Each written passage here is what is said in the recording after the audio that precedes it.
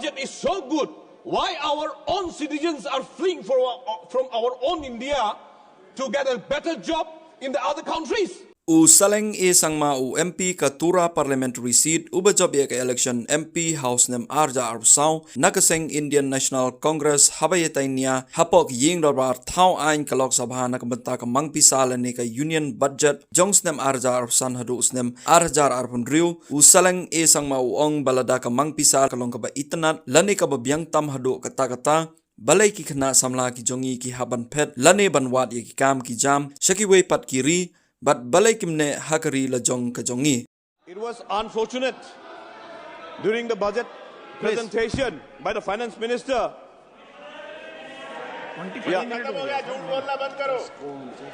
It was unfortunate during the budget presentation, Mr. Chairman, sir, we could see our citizens of India were shackled, chained, and brought as a prisoner from the USA. How do we expect that this budget will be so beautiful? We should learn from the past. They've been expressing their, praiseness about this budget and from the previous also. But how do we expect when thousands of Indians are being pushed back from the other country, chained and shackled? It's an shame for us. If the budget is so good, why our own citizens are fleeing from our own India to get a better job in the other countries? Is it not fair enough to see what are the actual issues that is happening within our country? Mr. Speaker, sir, Mr. Chairman, sir, External Affairs, he have given a statement in the Parliament. No, sir, I'm talking about the budget, No, sir. no, I'm no. coming to the budget. No. Because this budget reflects, if the budget is so good, our You own must go people... to the statement also. No, our Yes, own yes, people... go on, Yes, sir. please. Our own people would not have left, risk their life to, go other country illegally. Just imagine illegally going and then be shackled and chained and then pushed back to our own country.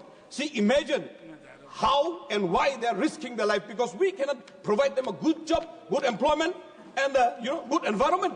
So this is why they're running away from our country. There's lots of questions asked by our parliamentarian, Mr. Chairman, sir.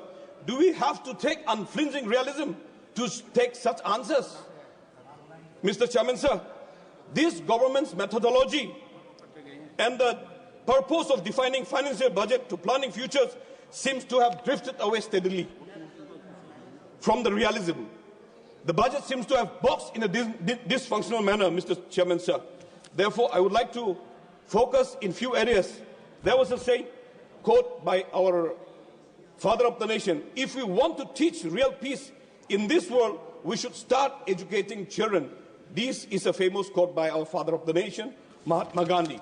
Now we talk about the education, Mr. Speaker, sir. The right of education has totally collapsed under the Samla SSA.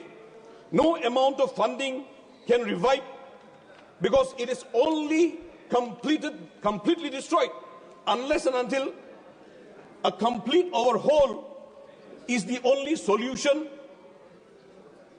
by giving district, block level and village level new restructured institutions and policy is the only option. Mr. Chairman, sir, when we come to the Northeast region, however, 2025 budget does not reflect substantial increases in the allocation tailored specifically to the educational needs in the region. Northeast, including Meghalaya, Assam, Arunachal Pradesh, face a higher school dropout rates due to the socio-economic factors.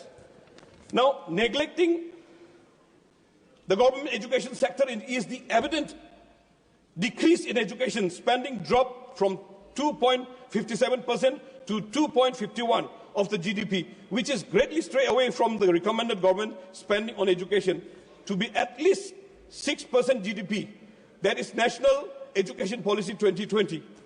Mr. Speaker, sir, Mr. Chairman, sir, now we have seen the budget fell short for addressing key problems despite announcing grand plans if we fail to make announcement with the substantial fund, particularly areas such as agriculture, education, and development and urban development. Mr. Chairman, sir. Now, when you look at the scholarship for the minorities and for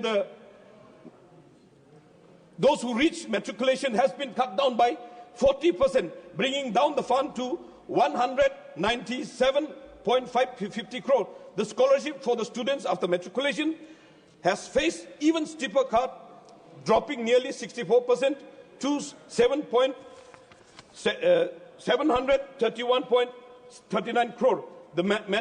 The merit-based scholarship has decreased to 7.34 crore.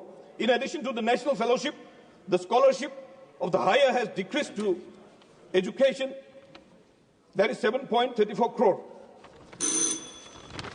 Mr. Speaker, sir, the last, let me end. Now, we talk about the budget cut. Mr. Speaker, sir, this budget cut will only increase and reduced in spending in other areas. This is only for certain rich people.